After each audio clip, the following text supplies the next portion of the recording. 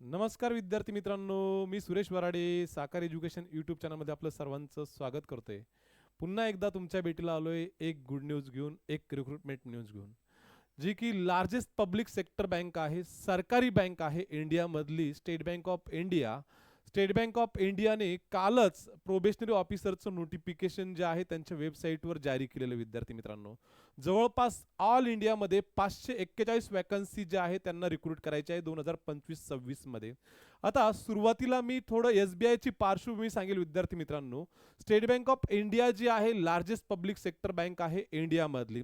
हिचं जर market capital आपण विचार केला तर इंडियामधले सर्व बँकांच्या जर तुलना केली तर 23% मार्केट शेअर जे आहे या बँकेचे आहे. विद्यार्थी मित्रांनो, आणि या बँकेमध्ये सध्या एम्प्लॉईची संख्या जर विचार केला, सगळं प्रोबेशनरी ऑफिसर स्टाफ, नंतर टॉप मॅनेजमेंट लेवल, नंतर क्लेरिकल आणि जो काही सब स्टाफ आहे, या सगळ्या स्टाफचा विचार केला तर जवळपास 2,36,000 एम्प्लॉई या बँकेमध्ये सध्या काम करतायत. विद्यार्थी मित्रांनो, ओके.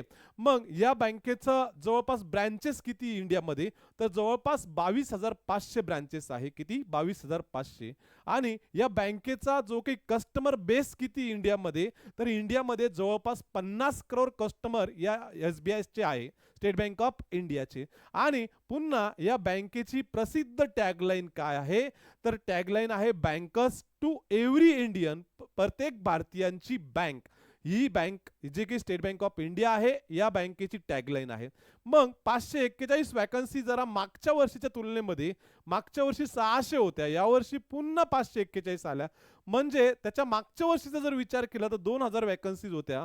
मग ऑफिसरच्या वॅकन्सी जरा कमी कमी रिक्रूट करत चालले प्रोबेशनरी ऑफिसरच्या, आणि CBOची रिक्रुटमेंट जी आहे ती वाढत चाललेली. विद्यार्थी मित्रांनो, तरी सुद्धा सर्व विद्यार्थ्यांनी, जे इलिजिबल विद्यार्थी आहे त्यांनी फॉर्म भरायचा आहे. वॅकन्सी कमी आहे मान्य आहे, आपल्याला एक जागा जरी असेल तरी सुद्धा आपल्याला काय करायचं आहे, फॉर्म भरायचा आहे. लक्षात घ्यायचं विद्यार्थी मित्रांनो. मग ही जी रिक्रुटमेंट आलेली आहे, या रिक्रुटमेंट बद्दल मी तुम्हाला डिटेल इन्फॉर्मेशन या व्हिडिओमध्ये देणार आहे.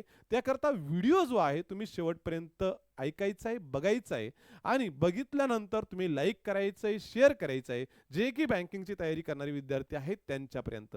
मग काय बघणार आहोत आपण या ठिकाणी आज, या एक्झामसाठी एलिजिबिलिटी क्रायटेरिया काय लागतो, यासाठी एज्युकेशन काय आहे, नंतर एज क्रायटेरिया काय आहे, सिलेक्शन प्रोसेस कशी आहे, एक्झाम पॅटर्न कसा आहे, या सगळ्या गोष्टी 1 बाय 1 मी क्लिअर करणार आहे. त्याकरता व्हिडिओ जो आहे तुम्ही शेवटपर्यंत बघा. बघितल्यानंतर लाईक करायला विसरू नका. चला विद्यार्थी मित्रांनो, ही लार्जेस्ट पब्लिक सेक्टर बँक आहे इंडियामधली. मागच्या काही दिवसापूर्वी क्लेरिकलची एक्झाम झाली होती, मेनची. त्याचा रिझल्ट लागला. 13,500 जवळपास वॅकन्सी त्यांनी घेतल्या. आणि पुन्हा पुढच्या काही दिवसामध्ये स्टेट बँक ऑफ इंडिया 13,500 किंवा 14,000 पर्यंत जवळपास क्लर्कची रिक्रुटमेंट करणार आहे, असं SBI चे चेअरमन जे आहे मिस्टर शेट्टी साहेब बोलून गेलेले आहे त्यांच्या स्टेटमेंटमध्ये. आणि मागची 13,455 वॅकन्सी जे आहेत रिक्रूट केलेल्या आहे. आणि त्यांचं जे की मेलचे जे की डॉक्युमेंट व्हेरिफिकेशनचे मेल जे आहे विद्यार्थ्यांपर्यंत पोहोचलेले आहे. 4 जुलैपासून महाराष्ट्रातील विद्यार्थ्यांचं काय डॉक्युमेंट व्हेरिफिकेशनला सुरुवात होणार आहे. तर या वर्षीचा रिझल्ट जो आहे स्टेट बँक ऑफ इंडियामध्ये महाराष्ट्रामधून पर्सेंटेजच्या टर्म मध्ये जर विचार केला तर आपले जवळपास आपल्याकडे ऑफलाईन क्लास केलेले विद्यार्थी जे आहे 18 विद्यार्थी जे आहे स्टेट बँक ऑफ इंडिया मध्ये सिलेक्ट झाले. किती? 18 विद्यार्थी. ओके, ऑफलाईन क्लास केलेले विद्यार्थी हे आहे.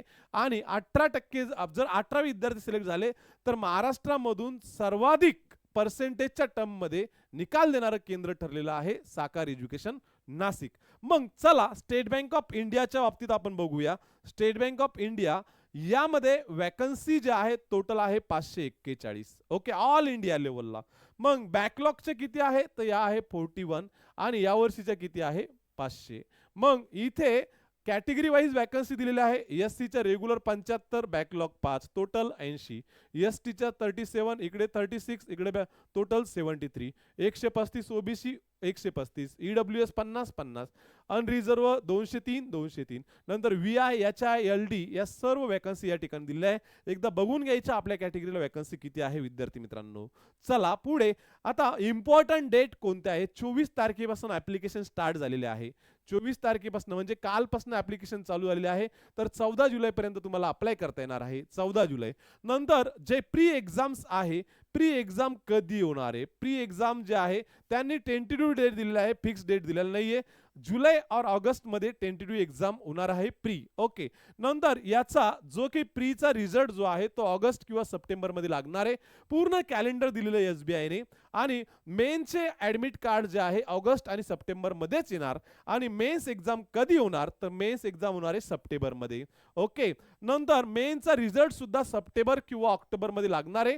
आणि जो फायनल रिझल्ट आहे डाउनलोड जे कॉल लेटर पुन्हा त्यांचे कधी करणे तुम्हाला, हे ऑक्टोबर नोव्हेंबर 2025 मध्ये. ओके, तर डाउनलोड फेज थर्ड म्हणजे इंटरव्ह्यूचे कॉल लेटर जे आहे तुम्हाला करायचे ऑक्टोबर नोव्हेंबर 2025 मध्ये. पूर्ण वर्षभराचं कॅलेंडर दिलेलं आहे SBI ने, हे लक्षात घ्यायचंय.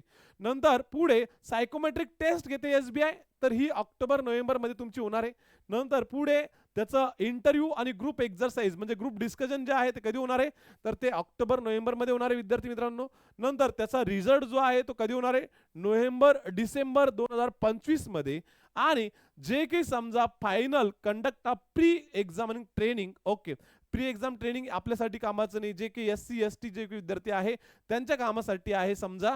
पण जे SC ST विद्यार्थी आपले आहे त्यांच्यासाठी हे कामाचं आहे. पण जे विद्यार्थी क्लास करतात त्यांच्यासाठी काही कामाचं नाहीये, कारण तिथे इन्फॉर्मेशन देतात फक्त, हे लक्षात ठेवायचं आहे. ओके, नंतर आता या ठिकाणी लक्षात घ्या एज्युकेशन क्रायटेरिया काय आहे. एज्युकेशन क्रायटेरिया जो आहे 1/4/2025 पर्यंत, 1/4/2025 पर्यंत ज्यांचं ग्रॅज्युएशन झालेलं आहे किंवा लास्ट इयरला आहे समजा. ओके, पण हे एज क्रायटेरिया आहे, लक्षात ठेवा. हा एज क्रायटेरिया आहे 1/4/2025 पर्यंत ज्यांचं वय 21 वर्ष असेल आणि 30 वर्षापेक्षा जास्त नसेल ते विद्यार्थी इथे अप्लाय करू शकतात. 1/4/2025 ला एजचा क्रायटेरिया तुमचा कंप्लीट झालेला पाहिजे. ओबीसी साठी 3 वर्ष वाढून आहे. नंतर SC साठी 5 वर्ष, नंतर PWD कॅन्डिडेट साठी 10 वर्ष, आणि PWD OBC साठी 13 वर्ष, आणि PWD SC ST साठी 15 वर्ष वाढून आहे. हे लक्षात ठेवायचे विद्यार्थी मित्रांनो. ओके, मग या ठिकाणी तुम्ही जी कॅटेगरी सिलेक्ट केलेली आहे त्या कॅटेगरीच्या मध्ये तुम्हाला चेंज करता येत नाही. मग एज क्रायटेरिया काय आहे, 1/4/2025 पर्यंत मिनिमम 21 आणि मॅक्झिमम 30 पेक्षा जास्त नको.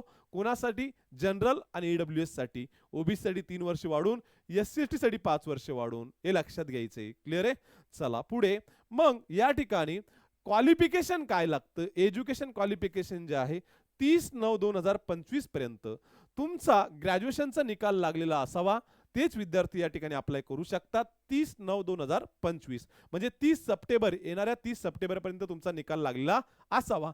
मग फायनल इयरचे विद्यार्थी अप्लाय करू शकतात का, करू शकतात, परंतु 30 सप्टेंबर 2025 पर्यंत तुमचा निकाल लागलेला असावा. ओके, नाही निकाल लागला तर तुम्हाला त्या ठिकाणी टर्मिनेट केला जाईल, हे लक्षात घ्यायचं आहे. Okay, passing eligibility examination will be date appearing on the marksheet provisional certificate issue by the university institute case results of the particular graduation.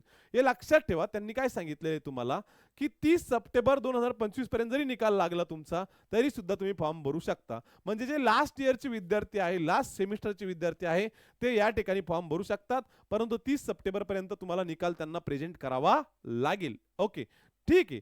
Graduation वाले पण भरू शकतात, जे लास्ट इयरला आहे, लास्ट सेमिस्टरला आहे ते सुद्धा इथे अप्लाय करू शकता. पण 30 सप्टेंबरच्या आत तुम्हाला काय करावं लागेल, रिझल्ट त्यांना शो करावा लागेल. ओके, चला पुढे. कॅटेगरी कोड फॉर्म भरत असताना तुम्हाला कॅटेगरी कोड टाकायचा आहे. तर कॅटेगरी कोड कोणकोणत्या कॅटेगरीला कोणता आहे, या ठिकाणी SC साठी 1 आहे, नंतर OBC साठी ST साठी 6 आहे, नंतर OBC साठी 11 आहे, आणि अनरिझर्व साठी 16 आहे, आणि EWS साठी आहे 21. हे फॉर्म भरत असताना तुम्हाला टाकायचं, हे लक्षात घ्या. ओके, फॉर्म जेव्हा तुम्ही फिल करणार आहात तर हा कॅटेगरीचा कोड तुम्हाला टाकायचा आहे. मग बाकीचे जे काही LD कॅटेगरी आहे, VI याच्या आहे, नंतर DE यांच्यासाठी पण कॅटेगरी कोड आहे. पण हे जे मेन कॅटेगरी आहे, हा मेन कॅटेगरीचा कोड तुम्हाला दिलेला आहे. ओके, नंतर पुढे बघा विद्यार्थी मित्रांनो, या ठिकाणी सिलेक्शन प्रोसेस कशी आहे. सिलेक्शन प्रोसेस जे आहे 3 फेस असेल. तुम्हाला सांगितलं की या ठिकाणी 3 फेसेस असणार आहे. किती, 3 फेस असणार आहे. ओके, या 3 फेस मधून तुम्हाला जायचंय. यामध्ये त्यामध्ये प्री एक्झाम, मेन्स एक्झाम आणि इंटरव्ह्यू. आता प्री एक्झाम जी आहे ती असणार आहे 100 मार्काची. किती असणार आहे? 100 मार्काची. मग त्यामध्ये 3 सेक्शन असणार आहे. यामध्ये इंग्लिश लँग्वेज जे आहे 40 क्वेश्चन, नंतर 40 मार्क, नंतर 23 क्वेश्चन 30 मार्क, नंतर reasoning 30 question 30 mark, total 100 question 100 mark असणार आहे. नंतर पुढे मॅक्झिमम मार्क्स इकडे 100 दिले, टाइम दिलेला आहे 20 मिनिट 20 मिनिट 20 मिनिट प्रत्येकासाठी. ओके. नंतर सिलेक्शन क्रायटेरिया फॉर मोन एज मेन्स एक्झामिनेशन्स. ओके. आता यांनी सांगितलं there will be no sectional cut off pre exam. Pre exam साठी सेक्शनल कट ऑफ नाहीये, मेन्स एक्झाम साठी सेक्शनल कट ऑफ आहे. मग मेन्स साठी किती घेणार आहे प्री मधून? तर एकास 10 घेणार आहे मेन्स साठी. किती? एकास 10 कॅन्डिडेट्स. ओके. तर हा झाला प्रीचा एक्झाम पॅटर्न. काय आहे? प्रीचा एक्झाम पॅटर्न. नंतर मेन्सचा एक्झाम पॅटर्न कसा आहे? मेन्सचा एक्झाम पॅटर्न ऑनलाईन कंडक्ट केले जाणार आहे, प्री पण आणि मेन्स पण. 200 मार्काची असणार आहे मेन्स. किती? 200 मार्काची. आणि डिस्क्रिप्टिव्ह असणार आहे 50 मार्काचं. किती? 50 मार्काचं. नंतर ऑब्जेक्टिव्ह झाल्यानंतरच लगेच डिस्क्रिप्टिव्ह तुमची काय केलं जाणार आहे? टेस्ट स्टार्ट करणार आहे. मग यामध्ये ऑब्जेक्टिव्ह टेस्टमध्ये कोणकोणते सब्जेक्ट असणार आहे? यासाठी 3 तास असणार आहे, 200 मार्क असणार आहे. किती? 200. पहिला रिजनिंग कम्प्युटर अप्टिट्यूड 40 क्वेश्चन 60 मार्काला, टाइम 50 मिनिटं दिलेला आहे. नंतर DI जो आहे 30 क्वेश्चन 60 मार्क, टाइम 45 मिनिट दिलेला आहे. नंतर जनरल अवेअरनेस इकॉनॉमी आणि बँक 60 क्वेश्चन 60 मार्काला, टाइम 45 मिनिट्स आहे. इंग्लिश लँग्वेज 40 क्वेश्चन 20 मार्काला. ओके. 40 क्वेश्चन 20 मार्काला ऑब्जेक्टिव्ह जे आहेत आणि टाइम दिलेला आहे 40 मिनिट. किती आहे? 40 मिनिट. म्हणजे इंग्लिशचं वेटेज मेन्स मध्ये कमी केलेलं आहे आणि प्री मध्ये वाढवलेलं आहे, हे लक्षात ठेवा. 40 क्वेश्चन आहे 20 मार्काला मेन्स मध्ये आणि प्री मध्ये 40 क्वेश्चन 40 मार्काला आहे. बाकी दोन सब्जेक्ट 30-30 क्वेश्चन मार्क 30-30 क्वेश्चन 30 मार्काला आहे, हे लक्षात ठेवा. टोटल 170 क्वेश्चन या ठिकाणी आणि टाइम दिलेला आहे 200 मार्क्स दिलेले 200 आणि टाइम दिलेला आहे 3 आवर्स. हा झाला ऑब्जेक्टिव्ह पेपर तुमचा. ओके. नंतर डिस्क्रिप्टिव्ह पेपरमध्ये कम्युनिकेशन स्किल हा जो आहे चेक केला जाणार आहे. यामध्ये तुम्हाला ईमेल, रिपोर्ट आणि सिच्युएशन अनालिसिस आणि प्रिसाइज रायटिंग करायचं आहे. 3 क्वेश्चन असणार आहे या ठिकाणी 50 मार्कासाठी. टोटल डिस्क्रिप्टिव्ह आणि ऑब्जेक्टिव्ह या दोघांना कॅल्क्युलेट केलं तर 250 काय होतात? मार्क्स होतात. आणि टाइम जो आहे 3 आवर्स 30 मिनिट्स तुम्हाला दिलेला आहे. ओके. तर या ठिकाणी बदल काही नाहीये, फक्त इंग्लिशचा मेन्सचा पॅटर्न जो आहे तो ऑब्जेक्टिव्ह 40 क्वेश्चन आहे 20 मार्काला. ओके. आणि डिस्क्रिप्टिव्ह जे आहे 50 क्वेश्चन आहे 50 मार्क आहे 3 क्वेश्चनला. ओके. इथपर्यंत हा ऑब्जेक्टिव्हचा मेन्सचा पॅटर्न आहे. ओके. ठीक आहे. चला पुढे. नंतर पुढचा जो आहे सिलेक्शन प्रोसेस कसा आहे? सिलेक्शन प्रोसेस जे आहे या ठिकाणी तुम्हाला सांगितलं काय की या ठिकाणी मिनिमम स्कोर तुम्हाला घ्यावा लागेल प्रत्येक टेस्टमध्ये. फर्स्ट, सेकंड, थर्ड आणि फोर्थ आणि डिस्क्रिप्टिव्ह पेपरमध्ये सुद्धा. ओके. मेन एक्झामिनेशन मध्ये नंतर depending on the number of vacancies available sectional cut of will be decide. ते म्हणतात जर वॅकन्सीच्या नुसार आम्ही काय करू, सेक्शनल कट ऑफ जो आहे तो डिसाइड करू. Minimum aggregate qualifying score. Okay. ते म्हणतात की category wise merit list will be drawn on the basis of the aggregate marks score in a main examination candidate numbering up to 3. Mains exam मधून इंटरव्ह्यूला किती येतील? एकास 3 येतील. एकास किती? 3 येतील. ओके. आणि मिनिमम ॲग्रिगेट क्वालिफाइंग स्कोर जो आहे तो डिसाइड केला जाईल बँकद्वारे, हे लक्षात ठेवा. ओके. प्रत्येक रॉंग आन्सर साठी 1/4 निगेटिव्ह मार्किंग असेल. ओके. प्री आणि मेन्स या दोन्ही एक्झाम साठी लागू असेल निगेटिव्ह मार्किंग. 1/4 काय असेल? निगेटिव्ह मार्किंग असेल. क्लिअर आहे? तर ही झाली सिलेक्शनची प्रोसेस. क्लिअर आहे? आता पुढे बघा. मग या ठिकाणी सायकोमेट्रिक टेस्ट आणि ग्रुप एक्झरसाइज आणि पर्सनल इंटरव्ह्यू. ओके. आता सायकोमेट्रिक टेस्ट जी आहे हा फक्त एक टेस्ट आहे, ती तुम्हाला द्यायची आहे, त्याचे मार्क कन्सिडर केले जाणार नाही. तर इथे इंटरव्ह्यू GD जो आहे तो 20 मार्काचा आहे आणि इंटरव्ह्यू आहे 30 मार्काचा. टोटल किती आहे? 50 मार्क. ओके. GDPI साठी आहे 50. मग फायनल सिलेक्शन कसं होणार आहे? यामध्ये फायनल सिलेक्शन जे आहे प्री एक्झामचे मार्क कन्सिडर केले जाणार नाही. यामध्ये फेज सेकंड आणि फेज थर्ड याचेच मार्क कन्सिडर केले जाणार आहे, हे लक्षात ठेवायचे. नंतर पुढे तुम्हाला सांगितलं mains examination phase second both objective test आणि डिस्क्रिप्टिव्ह टेस्ट. ओके. ऑब्जेक्टिव्ह आणि डिस्क्रिप्टिव्हचे दोन्ही मार्क कन्सिडर केले जाणार आहे या ठिकाणी फायनल सिलेक्शन साठी. आणि तिसरा सेक्शन सुद्धा या ठिकाणी, तिसरा सेक्शन कोणता आहे तुमचा? GDPI 50 मार्काचा आहे, त्याचं सुद्धा इथे कन्सिडर केले जाणार आहे. प्री एक्झामचे मार्क जे आहे ते आपल्याला मेरिट लिस्ट नुसार मध्ये धरल्या जाणार नाहीये.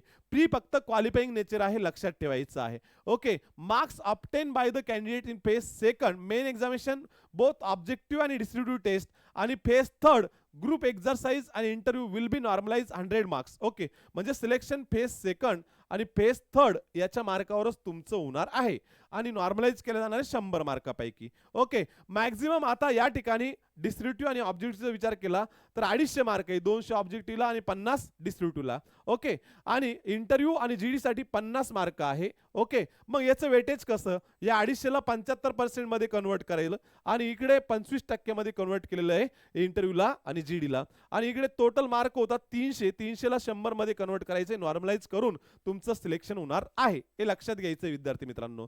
ओके, 100 पैकी तुमचं कन्सिडर केलं जाणार आहे सेकंड थर्ड फेज नुसार. क्लिअर आहे. तर हे झालं सायकोमेट्रिक टेस्ट आणि जीडीपीआयच्या बाबतीत.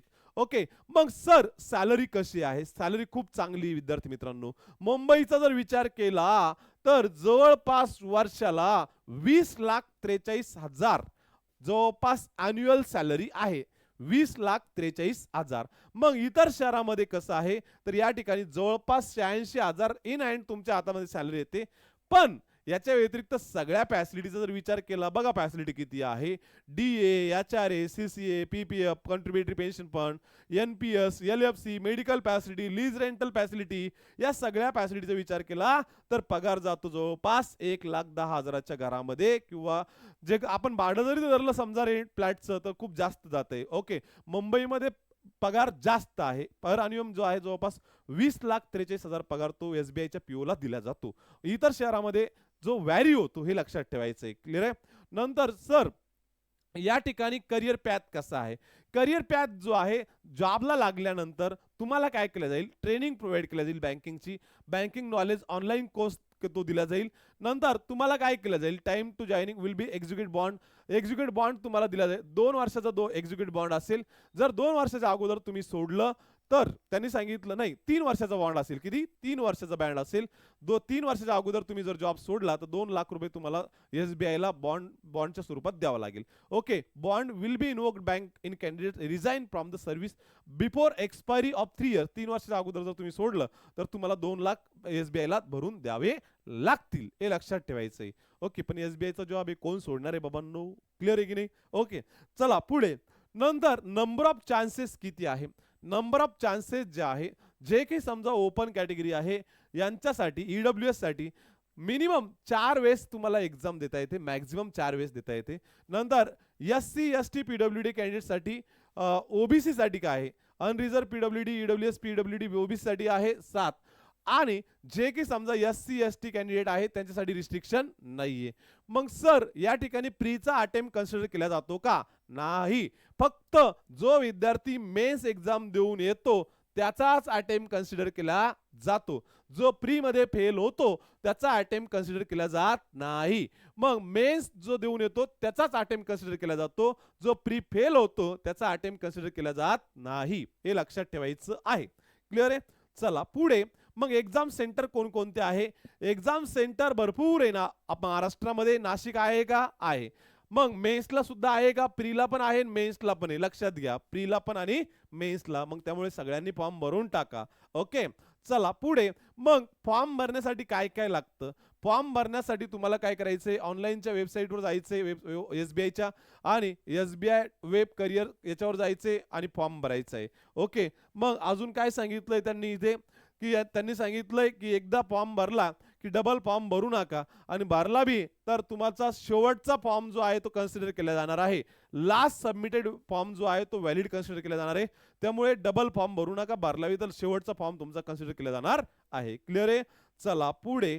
मग सर हँड रिटन डिक्लेरेशन आयबीपीएसचं आणि एसबीआयचं सेम आहे का? नाही. आयबीपीएसचं थोडं वेगळं आहे. या ठिकाणी तुमचं नाव टाकायचंय आणि ते डेट ऑफ बर्थ टाकायची आहे. हा जो आहे आयबीपीएस एसबीआयचा हँड रिटन डिक्लेरेशन आहे, जशाला तसं व्हाईट पेपरवर ब्लॅक पेनना तुम्हाला लिहायचे आणि तेच जे आहे 50 KB ते 100 KB दरम्यान त्याची साईज ठेवायची आणि अपलोड करून टाकायचं. हेच आहे SBI ला. IBPS ला फक्त काय डेट ऑफ बर्थ नाही टाकावं लागत. SBI ला काय करतं, डेट ऑफ बर्थ टाकावं लागतं आणि हे स्वतः कॉपी करायचे ब्लॅक पेनना. ओके, तर हे झालं अँड रिटर्न डिक्लेरेशनच्या बाबतीत. ओके, नंतर candidate should have valid email ID आणि मोबाईल नंबर. फॉर्म भरण्यासाठी आपल्याला व्हॅलिड ईमेल आयडी आणि मोबाईल नंबर असणं गरजेचं आहे. क्लिअर आहे? चला पुढे. मग फॉर्म भरण्यासाठी कोणकोणत्या गोष्टी लागतात की जेवढं की एज्युकेशन झालेलं त्याच्याबद्दल संपूर्ण इन्फॉर्मेशन, डेट ऑफ बर्थ 10वीच्या बोर्ड सर्टिफिकेटनुसार, email ID confirm, mobile number, ID proof. Okay, photograph 20 KB ते 50 KB, सिग्नेचर 10 KB ते 20 KB, लेफ्ट थंब इम्प्रेशन, डावा अंगठा, निशाणी डावा अंगठा 20 KB ते 50 KB, अँड रिटर्न डिक्लेरेशन मी सांगितलं ते सुद्धा 50 KB ते 100 KB. हे सगळे फॉर्म भरण्यासाठी लागत्या गोष्टी. ओके, नंतर जे विद्यार्थी बँकिंगची तयारी करतायत नाशिकमध्ये राहून ऑफलाईन, त्या विद्यार्थ्यांसाठी आपण नवीन ऑफलाईन बॅच स्टार्ट केलेली आहे आजपासनं 24 जूनपासनं. ओके, तर जे इंटरेस्टेड कॅन्डिडेट आहेत ते ऑफलाईन लेक्चरसाठी आमच्याकडे येऊ शकतात, ऑफलाईन लेक्चर करू शकतात आणि तुम्हाला आवडल्यास नक्कीच ॲडमिशन घेऊ शकतात. या ठिकाणी सगळ्या फॅसिलिटी आहे एकाच छताखाली. ओके, अभ्यासिका आहे, नंतर वायफाय आहे, विद्यार्थ्यांना बॅग प्रोव्हाइड केले जाते, बुक्स प्रोव्हाइड केले जातात. ओके, पर्सनल काउन्सिलिंग केले जाते, नंतर